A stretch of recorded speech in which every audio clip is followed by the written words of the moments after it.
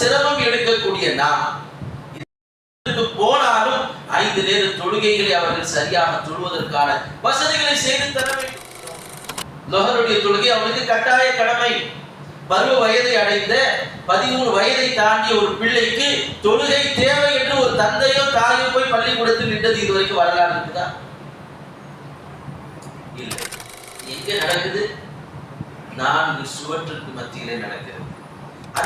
அதிலும் குறிப்பாக யார் ஒருவர் ரமலானுடைய மாதத்தில் இதையெல்லாம் நான் மிஸ் பண்ணிட்டேனே, இவ்வளவு குர்ஆன் ஓதி இருக்கலாமே, இவ்வளவு இபாதத்துகள் செய்திருக்கலாமே, இந்த நன்மையெல்லாம் நான் செய்யாமல் மிஸ் பண்ணிட்டேனே, ரமலான் என்னை விட்டு கடந்து விட்டதே என்று நினைக்கக்கூடியவர்கள் துல்ஹிஜ்ஜாவில் குறிப்பாக அதனுடைய முதல் 10 நாட்களை நஹ்மதுஹு வ நுஸல்லி வ நுஸல்லிமு அலா ரசூலில் கரீம் அம்மா பஅத் فقد قال الله عز وجل في محكم تنزيله والفرقان الحميد عن شأن حبيبه مخبرا وآمرا إن الله وملائكته يصلون على النبي يا أيها الذين آمنوا صلوا عليه وسلموا تسليما اللهم صل على رسولك سيدنا ونبينا ومولانا محمد وعلى آل سيدنا محمد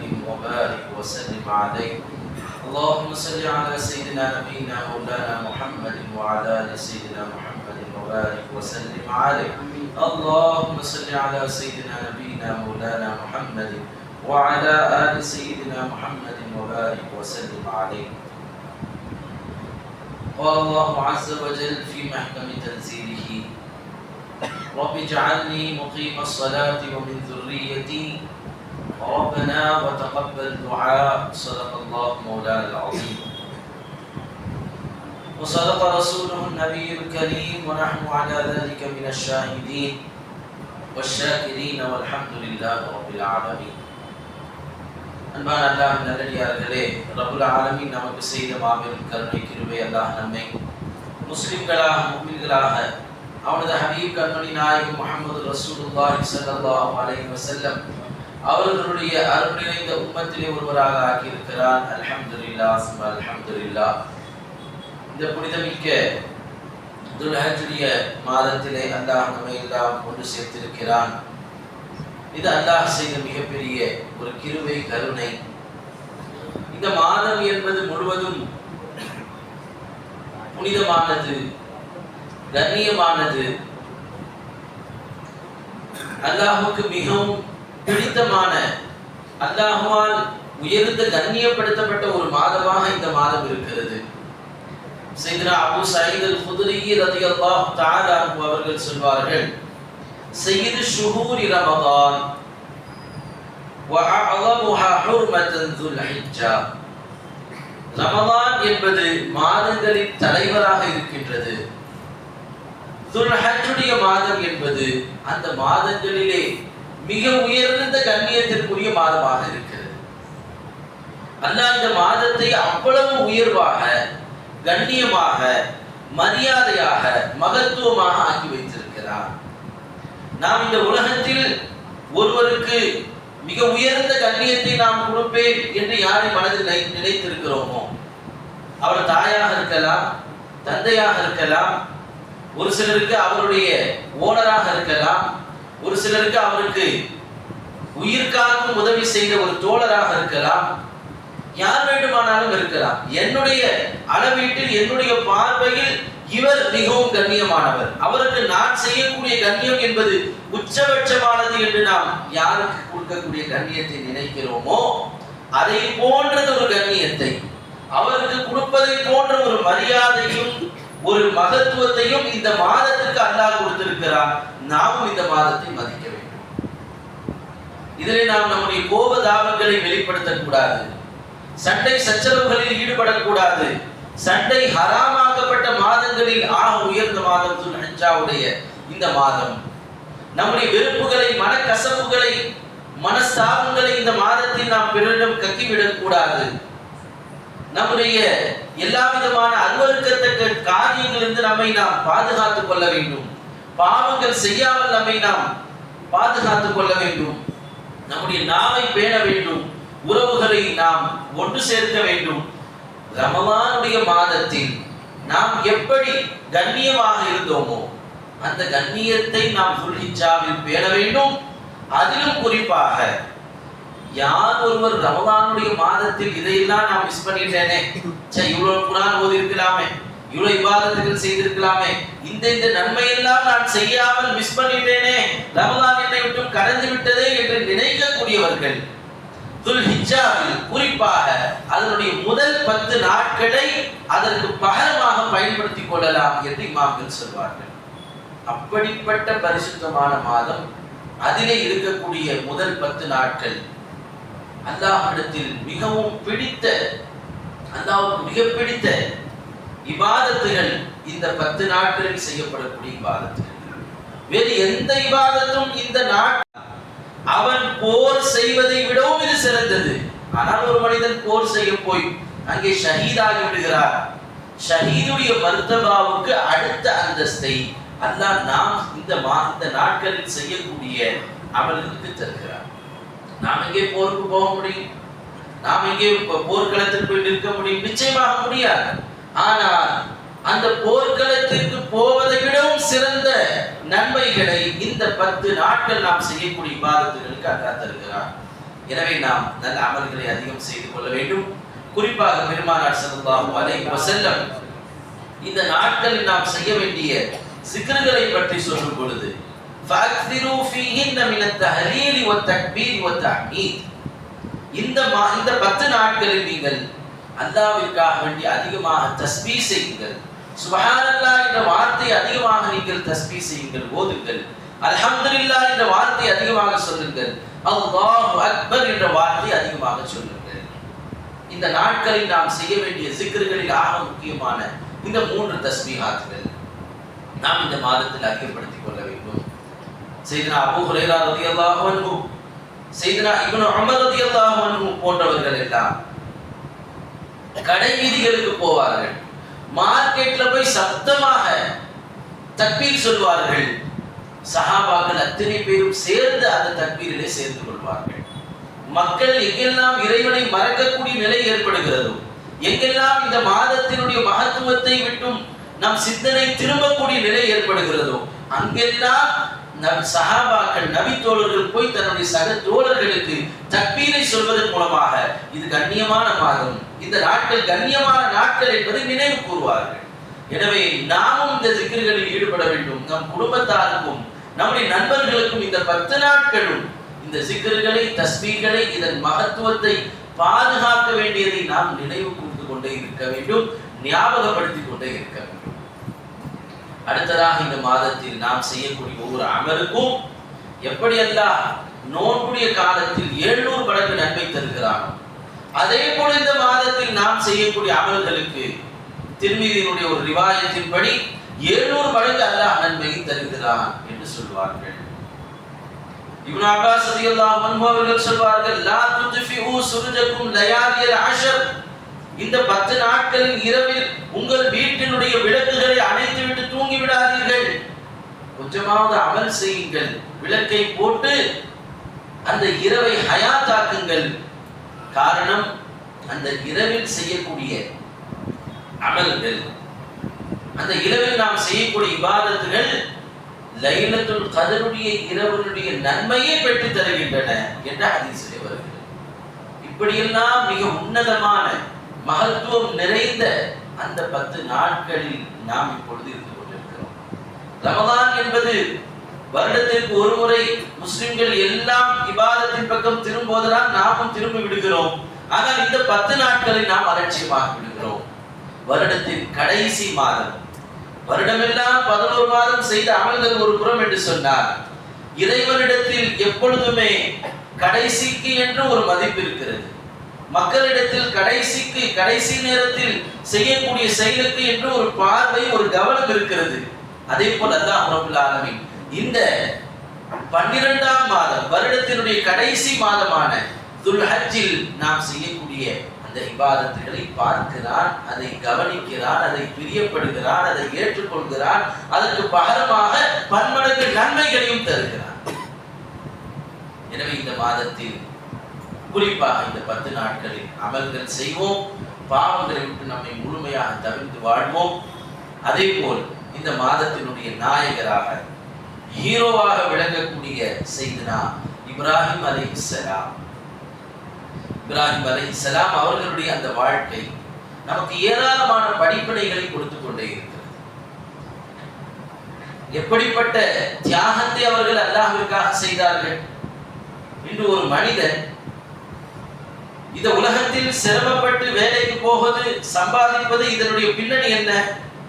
தன் குடும்பத்தை சிறப்பாக வைத்திருக்க வேண்டும், தன் பிள்ளையை நல்லா வச்சிருக்கணும், நல்ல ஸ்கூல்ல சேர்க்கணும், நல்ல ஒரு லைஃப் அவர்களுக்கு கொடுக்கணும், ஒரு சோபிஸ்டிகேட்டட் லக்ஸரியான வாழ்க்கை அவர்களுக்கு தர வேண்டும், கேட்பதையெல்லாம் வாங்கி தர வேண்டும். இதற்காக எந்த எல்லைக்கும் ஒரு மனிதன் போவதற்கு தயங்குவதில்லை. என்னென்னவோ செய்கிறார்கள். தன்னுடைய வியாபாரத்தில் சிலர் மோசடி செய்கிறார்கள். ஏன் பாய்க்கெல்லாம் போய் சொல்ற, மோசடி செய்யற, என்னங்க பண்றது, குடும்பத்தை காப்பாற்றணுமே. இன்னும் எத்தனையோ நபர்கள் தங்களுடைய வாழ்க்கையில் பணம் சம்பாதிப்பதற்காக தன்னுடைய மானத்தை இழக்கிறார்கள். ஏன்னா புள்ள குட்டிலாம் இருக்குங்க, அவங்களுக்கு நான் சம்பாதிச்சாதான் உண்டு, இதை தவிர எனக்கு வேற வழி தெரியவில்லை. தற்போது ஒரு பாலியல் கேஸ்ல ஆயுள் தண்டனை பெற்ற கைதி சொல்லக்கூடிய வார்த்தை என்ன? என்னுடைய தண்டனை கொஞ்சம் குறையுங்கள். காரணம், எனக்கு குடும்பம் இருக்கு, மனைவி இருக்கு, பிள்ளைகள் இருக்கிறார்கள், அவர்களுக்கு நான் தான் சம்பாதித்து காப்பாற்ற வேண்டும். ஒரு மனிதன் எந்த எல்லைக்கு போனாலும் தன் குடும்பம் என்று வரும் பொழுது, தன் மனைவி பிள்ளை என்று வரும் பொழுது அவர்களுக்காக இந்த உலகத்தில் எதையும் செய்ய துடிக்கிறார். இங்கேதான் ஒரு குடும்பத்தினுடைய தலைவராக செய்தனா இப்ராஹிம் அலைஹிஸ்ஸலாம் ஒரு அழகிய முன்மாதிரி நமக்கு காட்டி தருகிறார்கள். ஒரு மனிதன் இந்த உலகத்தில் தன் குடும்பத்திற்காக எந்த எல்லைக்கும் போகிறான், அதனால் அவன் குடும்பம் வளர்ந்து விடுமா? அதனால் அவன் இறைவனுக்கு மாறு செய்து எதை செய்தாலும் அவன் குடும்பத்தை தூக்கி நிறுத்திவிட முடியுமா? அவன் பிள்ளைகளை சிறப்பாக வளர்த்து விட முடியுமா? அவனுடைய மனைவியை சந்தோஷப்படுத்தி விட முடியுமா? நிச்சயமாக முடியாது. இப்ராஹிம் அலைஹிஸ்ஸலாம் நமக்கு தரக்கூடிய மெசேஜ், நீங்கள் உங்கள் குடும்பத்திற்காக எனக்கு மாறு செய்தார் அல்லாஹ் சொல்கிறான்.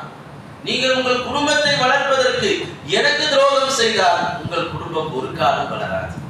ஆனால் என்னுடைய கலீல் இப்ராஹிம் அவர்களை பாருங்கள், எனக்காக வேண்டி தன் குடும்பத்தை அர்ப்பணித்தார்.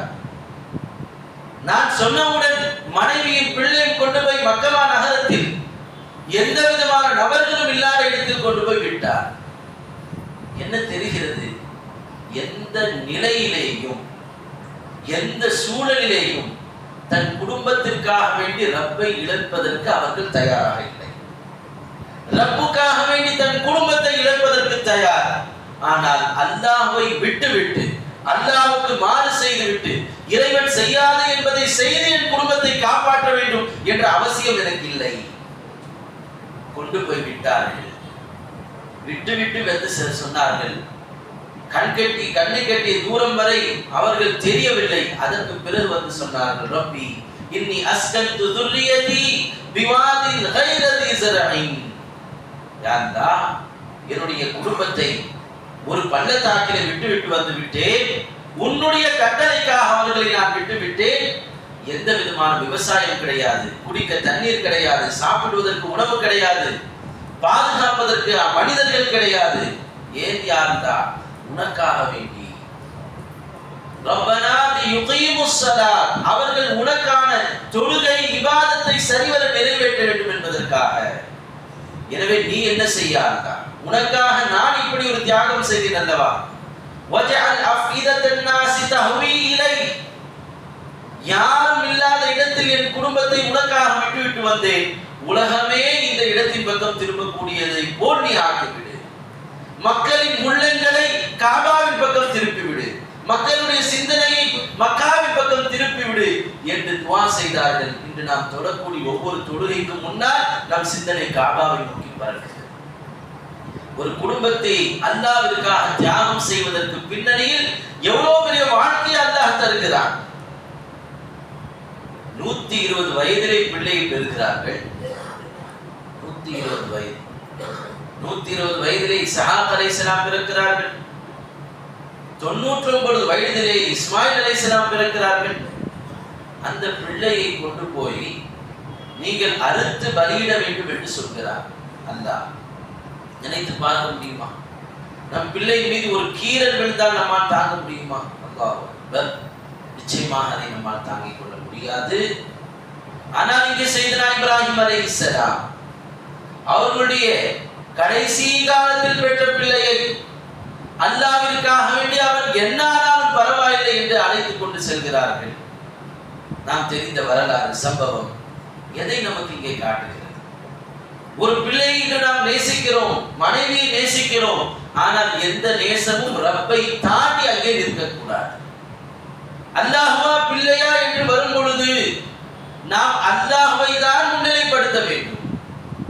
ஒரு பிள்ளை அல்லாஹ்வுக்கு மாறு செய்கிறான் என்று இருக்கும் பொழுது அங்கே நான் கருணை காட்டுகிறேன், அங்கே நான் என்னுடைய பிள்ளை பாசத்தை காட்டுகிறேன் என்று ஒரு மனிதன் இருந்தால் அது அவன் பிள்ளையை கெடுத்து. அல்லாஹ் சொல்கிறான், வலா தஅஹுது பிஹிமா ரஃபதன் ஃபீ தீனில்லாஹ். உங்கள் பிள்ளைக்கோ மனைவி மக்களுக்கோ அல்லாஹ்வுடைய விஷயத்தில் நீங்கள் கருணை காட்டாதீர்கள், அது உண்மையான பாசம் அல்ல. அல்லாஹ்வுடைய விஷயத்தில் நீங்கள் இரக்கம் காட்டாதீர்கள், அது உண்மையான இரக்கம் அல்ல. அல்லாஹ்வுடைய விஷயம் என்று வரும் பொழுது, மார்க்கம் என்று வரும் பொழுது, தீன் என்று வரும் பொழுது அவர்களை நீங்கள் தட்ட வேண்டிய இடத்தில் தட்ட வேண்டும், அவர்களுக்கு அறிவுறுத்த வேண்டிய இடத்தில் அறிவுறுத்த வேண்டும், அவர்களுக்கு நீங்கள் கண்டிக்க வேண்டிய விஷயத்தில் கண்டிக்க வேண்டும். அதிலே நீங்கள் சுணக்கம் காட்டினால் எங்கே போக முடியும்? கழுத்திலே கத்தியை வைத்தார்கள் தந்தை. இன்று அந்த ஒரு செயல், ஒரு சின்ன ஒரு குடும்பம், ஒரு தந்தை, ஒரு மனைவி, ஒரு மகன், 4000 சொச்சம் வருடத்திற்கு முன்னால் அவர்கள் செய்த செயல். சிரியாவிலிருந்து அவர்கள் இடம் பெயர்ந்து தன்னுடைய மக்கமா நகருக்கு அல்லாஹ் விட சொன்னான் என்று விட்டார்கள். ஒரு சின்ன ஒரு சம்பவம் தான். ஆனால் அந்த சம்பவத்தை உலகத்தின் இறுதி வரை வரக்கூடிய கோடான கோடி மக்கள் செய்யும்படி அல்லாஹ் ஆக்கிவிட்டானே. எப்படிப்பட்ட பாக்கியத்தை அல்லாஹ்வுக்காக அவர்கள் குடும்பத்தை இழக்கும் போது கிடைத்தது. அந்த ஹாஜரா அம்மா ஓடிய அந்த ஓட்டம், அவர்கள் ஓடிய அந்த ஓட்டம், பிள்ளைக்காக தண்ணீர் தேடி சென்றார்கள். ஆனால் அங்கே அல்லாஹ் தஆலா அந்த செயலை பொருத்தி கொண்டார். ஆணாக இருக்கட்டும், பெண்ணாக இருக்கட்டும், யாராக இருந்தாலும் நீங்கள் ஓடித்தான் ஆக வேண்டும், அப்பொழுதுதான் என்னுடைய பொருத்தம் கிடைக்கும். எத்தனை லட்சம் நீங்கள் செலவு பண்ணி சென்றாலும் சரி, அங்கே அந்த ஹாஜரா அம்மையார் என்ற பெண்ணை போல் நீங்கள் ஓடியே தீர வேண்டும். நம்முடைய மனைவியை, நம்முடைய குடும்பத்தை அல்லாஹ்வுக்காக அர்ப்பணிக்கும் பொழுது நம் குடும்பத்தை காலமெல்லாம் பேசும்படியான பேசு பொருளாக அல்லாஹ் ஆக்கிவிடுகிறார். ஒரு 4 சுவற்றிற்கு மத்தியிலே நாம் அல்லாஹ்வுக்காக ஒரு செயல் செய்தாலும் அதை பின்வரக்கூடிய சமுதாயம் எல்லாம் முன்மாதிரியாக எடுக்கும்படி அல்லாஹ் ஆக்கிவிடுகிறார். உமர் ரலியல்லாஹு அன்ஹு அவர்கள் இரவில் நகர்வலம் போகிறார்கள்.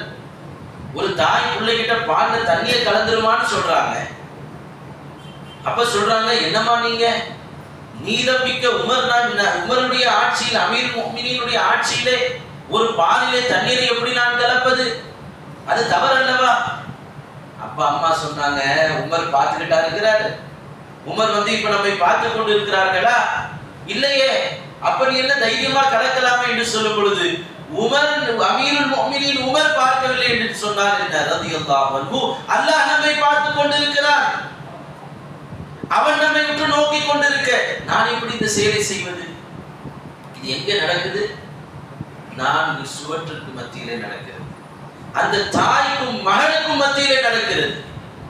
ஆனால் இந்த மகனிடமிருந்து வெளிப்பட்ட தக்வா, அல்லாஹ் நம்மோடு இருக்கிறான், பார்த்து கொண்டே இருக்கிறான் என்ற அந்த உணர்வு எந்த நிலையிலும் பெற்றெடுத்த தாயாக இருந்தாலும் சரி, மார்க்கத்திற்கு முரணாக, அல்லாஹ்வுக்கு மாற்றமாக செய்ய சொன்னால் நான் செய்ய மாட்டேன் என்பதில் இருக்கக்கூடிய அந்த பிடிவாத குணம் வெளியில் இருக்கக்கூடிய உமர் ரலியல்லாஹு அன்ஹு அவர்களுக்கு கேட்டது.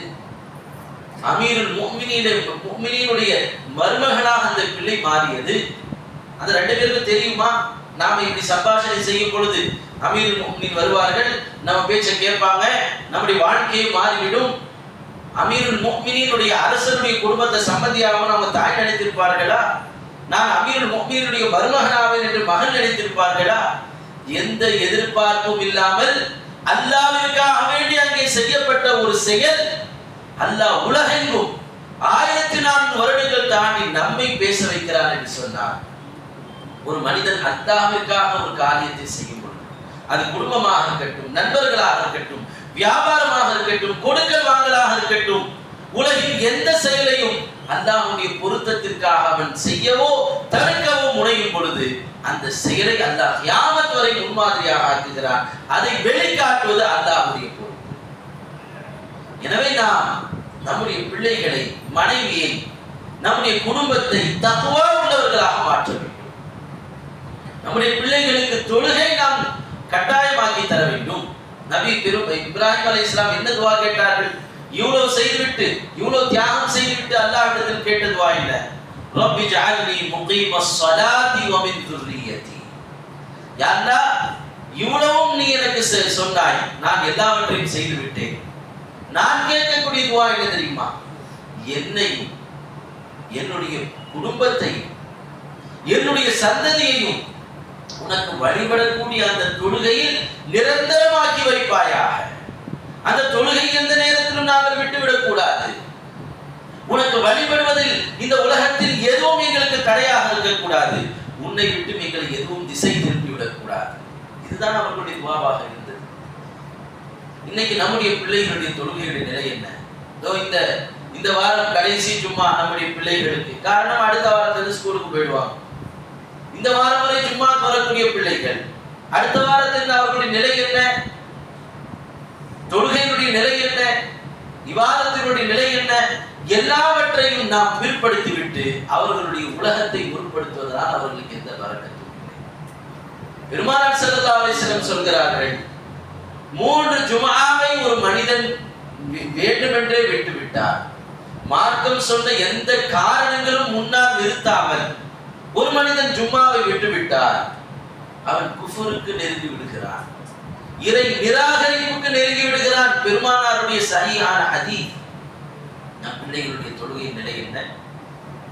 குறைந்தபட்சம் அந்த பிள்ளைகள் வீட்டிலிருந்து, பள்ளியிலிருந்து வீட்டுக்கு வந்த உடனே லொஹர் தொழ சொல்ல வேண்டும். நமக்கு எல்லா விதமான வழிகாட்டுதல்களும் வழிவகைகளும் சொல்லப்பட்டிருக்கிறது. பலமுறை நான் இதை சொல்லி இருக்கிறேன். ஒரு பள்ளிக்கூடத்துல போய் ஒரு முஸ்லிமான பேரண்ட் இதுவரைக்கும் போய் என்னுடைய பிள்ளையை இந்த நேரத்தில் நீங்கள் தொழுவதற்கு அனுமதிக்க வேண்டும். எத்தனை பேர் சொல்லி இருக்கிறோம்? லொஹருடைய தொழுகை அவனுக்கு கட்டாய கடமை. பருவ வயதை அடைந்த 13 வயதை தாண்டிய ஒரு பிள்ளைக்கு தொழுகை தேவை என்று ஒரு தந்தையோ தாயோ போய் பள்ளிக்கூடத்தில் நின்றது இதுவரைக்கும் வரலாறு இருக்குதா? இல்லை. நாம் போய் அனுமதி கேட்கவும் இல்லை. அவர்கள்லாம் அதெல்லாம் விட மாட்டாங்க. அதெல்லாம் எப்படி என்று நாமே சொல்லிக் கொள்கிறோம். ஒரு பள்ளிக்கூடத்தில் நோன்பு நேரத்தில் ஜும்மாவிற்காக ஒருவர் போய் அனுமதி கேட்டு இருக்கிறார். அப்போ அவங்க சொன்னாங்களாம், என்னப்பா இது ஜும்மா அப்படி ஒரு, அது ரொம்ப கட்டாயமான பிரேயரா? இது வரைக்கும் எங்களுக்கு தெரியாதே. அப்படி ஒரு கட்டாயமான ஒரு ஆப்ளிகேட்டரி பிரேயர் இருக்குதா உங்களுக்கு? வெள்ளிக்கிழமை புனித நாள் ஜும்மாவுக்கு போவோம்னு தெரியும், ஆனா யாரும் போறது இல்லையே. எல்லாமே ஆயிரக்கணக்கான நபர்கள் இங்கே படிக்கிறார்கள், அந்த நூற்றுக்கணக்கான முஸ்லிம்கள் இருக்கிறார்கள். ஒரு தடவை கூட வந்து கேட்டதில்லையப்பா, செஞ்சா செய்யலாம், செய்யாட்டி போகலாம் என்று நாங்கள் நினைத்துக் கொண்டிருக்கிறோம் என்று பதில் எங்கிருந்து வருகிறது? நிர்வாகத்திடமிருந்து வருகிறது. ஒவ்வொரு பெற்றோருடைய கடமை தன் பிள்ளைகள் பள்ளிக்கூடத்திற்கு போனாலும் 5 நேர தொழுகைகளை அவர்கள் சரியாக தொழுவதற்கான வசதிகளை செய்து தர வேண்டும். டிரான்ஸ்போர்ட் இல்லைன்னா பஸ் வசதி செய்கிறோம். படிப்பதற்கு முடியவில்லை என்றால் டியூஷன் வைக்கிறோம். ஒரு சப்ஜெக்ட்ல வீக்கா இருந்தா தனித்தனியாக 1000 ரூபாய் 2000 ரூபாய் கொடுத்து டியூஷன் வைக்கிறோம். நம்முடைய பிள்ளைகளுடைய கல்வி என்று வரும்பொழுது இவ்வளவு சிரமம் எடுக்கக்கூடிய நாம், இது எல்லாவற்றுக்கும் அசலாக எது அவனுடைய வாழ்க்கையினுடைய வெற்றிக்கு அடித்தளமாக இருக்குமோ அந்த தொழுகையிலும் இறைவனுடைய வணக்கத்திலும் ஏன் இவ்வளவு நமக்கு சுணக்கம் ஏற்படுகிறது? குறைந்தபட்சம் நாம் போய் லெட்டர் கொடுக்கணும், ஜும்மாவிற்காவது என் பிள்ளைகளை அனுப்புங்கள், நாங்க கூட்டிட்டு வரோம். அப்படி இல்லையா 3 வாரம் தொடர்ந்து விடக்கூடாது. 3வது வாரம் ஸ்கூலே லீவ் போட வேண்டியதுதான். நோய் நொடிகளுக்காக லீவ் போடுகிறோம், ஃபங்க்ஷன்களுக்காக லீவ் போடுகிறோம். அல்லாஹ்விற்காக தொழுகைக்காக ரப்பே 3 வாரம் என் பிள்ளை தொழுகை விட்டால் ஒரு பருவ வயதை எய்திய ஒரு ஆணோ பெண்ணோ யாராக இருக்கட்டும், அவர் குஃபருக்கு நெருக்கமாக போகக்கூடிய அளவுக்கு நான் விட மாட்டேன். அந்த ஒரு வாரம் அவன் பள்ளிக்கூடத்திற்கு போகாவிட்டாலும் பரவாயில்லை, அவன் ஜும்மாவிற்கு வர வேண்டும், அவன் தொழுவதற்கு வர வேண்டும், உனக்கு அவன் பணிய வேண்டும். நாம் அல்லாஹ்விற்காக இறங்கினால் அந்த 1000 வழிகளை கொண்டு நம்மையும் நம் பிள்ளைகளையும் இந்த உலகத்தில் பாதுகாப்பார். ஆனால் நாம் எந்த முயற்சியும் எடுக்காமல், நாம் இதற்காக எந்த விதமான சிந்தனையும் கொண்டு வராமல் இப்படியே இருக்கும் பொழுது நம்மால் அதை எதுவும் செய்ய முடியாது. ஒரு நபர் கேட்டார், ஹஸரத் இந்த மாதிரி லெட்டர் வேணும், பள்ளியிலிருந்து தர முடியுமா என்னுடைய பையனை ஜும்மாவுக்கு கூப்பிடுறதுக்கு? அப்ப நான் சொன்னேன், கொடுக்கலாம், தப்பில்லை. ஆனால் நிர்வாகம் என்ன கேள்வி கேட்கும் மேனேஜ்மெண்ட் ஸ்கூல்ல, ஏன்பா நீங்க ஒருத்தர் மட்டும் வர்றீங்க, இன்னும் 100 பேர் படிக்கிறான், ஒருத்தர் கூட கேட்கவே இல்லையே என்று கேட்டால் என்ன செய்யறது? எனக்கு அந்த ஒரு பயம். அல்லது அவங்களே பேரண்ட் சில பேர் என்ன நீங்க ஸ்கூலுடைய படிப்பு முக்கியமா ஜும்மா முக்கியமா, முதல்ல படிக்கிறது கொடுங்க என்று சொல்வதற்கு கூட வாய்ப்பு இருக்குது. அவ்வளவு மோசமான நிலையில் சமுதாயம் அல்லாஹ் ரசூலுடைய விஷயத்தில் அலட்சியமும் லேசு காணக்கூடிய நிலையில் இருக்கிறது. அப்ப என்ன ஏற்படும்? நம்மை சுற்றி அச்சுறுத்தல்கள், பயங்கள், நம் பிள்ளைகளுடைய எதிர்கால வாழ்க்கை எப்படி இருக்கும்னு நம்மளால பிரெடிக்ட் பண்ண முடியவில்லை. இந்த தேசத்தில் அவர்களுடைய வாழ்க்கை தரம் எப்படி இருக்கும் என்று நம்மால் சிந்திக்க முடியவில்லை. இவ்வளவு நடந்த பிறகும் கூட நாம் இதனை கொஞ்சம் கூட விழிப்படையாமல், மார்க்க ரீதியான எந்த விதமான முன்னேற்றத்திற்கும் நாம் எந்த விதமான முயற்சிகளும் எடுக்காமல், வெறுமனே அவர்கள் கல்வியிலும் பொருளாதாரத்திலும் நாம் சிரத்தை எடுப்பது, முயற்சி எடுப்பது, இரவு பகல் உழைப்பதில் எந்த பிரயோஜனமும் இருக்காது. எனவே இப்ராஹிம் அலைஹிஸ்ஸலாம், இஸ்மாயில் அலைஹிஸ்ஸலாம் நமக்கு தரக்கூடிய செய்தி என்ன? இறைவனுக்காக வேண்டி உங்கள் பிள்ளை நீங்கள் அர்ப்பணித்தால் அல்லாஹ் உருவாக்கி கொண்டே இருப்பான். அல்லாஹ் அவர்களை உருவாக்கி தருவான். அல்லாஹ் அவர்களை காலமெல்லாம் பேசுவதை போல் அல்லாஹ் ஆக்கி விடுவான். அவர்களுடைய பெயரை சொல்லி காலம் காலமாக கோடான கோடி மக்கள் செய்யக்கூடிய புனித வணக்கத்தை, இபாதத்தை உலகத்தில் அல்லாஹ் ஏற்படுத்தி விடுவான். அதை யாராலும் தடுக்க முடியாது.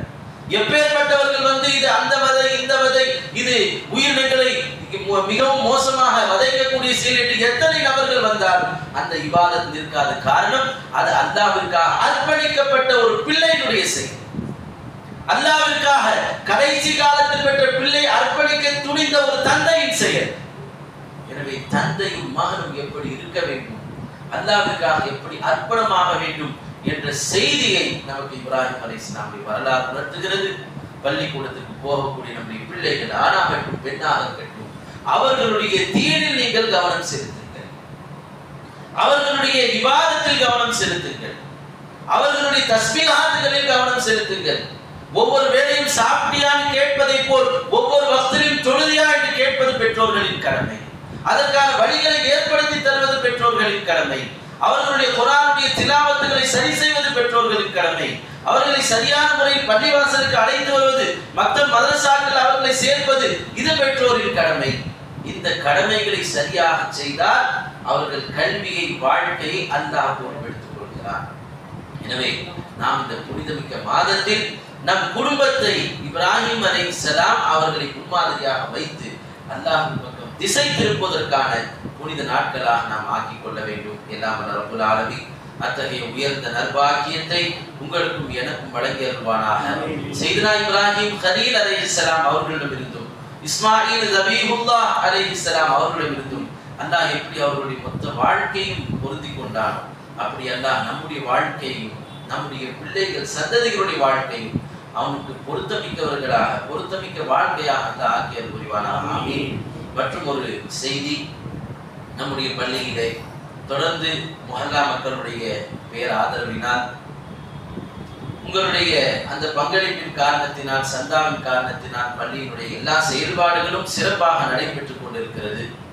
ஆனால் பொருளாதார சுமை, எல்லா விதமான விலைவாசி அதிகரித்துக் கொண்டிருக்கக்கூடிய நேரத்தில் நம்முடைய அழகான இந்த பள்ளியில் நாம் வருகிறோம், குழு குழு என்று நாம் தொழுகிறோம், இறைவனை நிம்மதியாக வணங்குகிறோம்.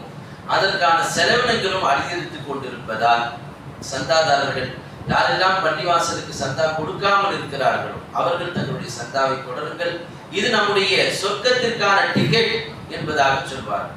என்னுடைய தந்தை எங்களுடைய பள்ளிவாசலுக்கு கொடுக்கக்கூடிய எல்லா வருடக்கணக்கில் எங்களுடைய குடும்பத்துல நான் எத்தனை பேரோ அத்தனை பேருக்கும் சந்தா செலுத்திவிட்டு அதை அப்படியே பஞ்சு பஞ்சா வச்சிருக்காங்க. எதுக்கு இவ்வளோத்தையும் வச்சிருக்கிறீங்கப்பா அப்படின்னு கேட்டா, இதுதான்ப்பா நம்ம சொர்க்கத்திற்கு போவதற்கான சீட்டு, இது நாளைக்கு அல்லாஹ்விடத்தில் பேசும். யா அல்லாஹ் உன்னுடைய இறை இடத்திற்காக இவர்கள் வாடி வழங்கி இருக்கிறார்கள் என்று இது நாளை சாட்சி சொல்லும், அதனால அது பத்திரமா வச்சிருக்கிறேன்னு சொல்லுவாங்க.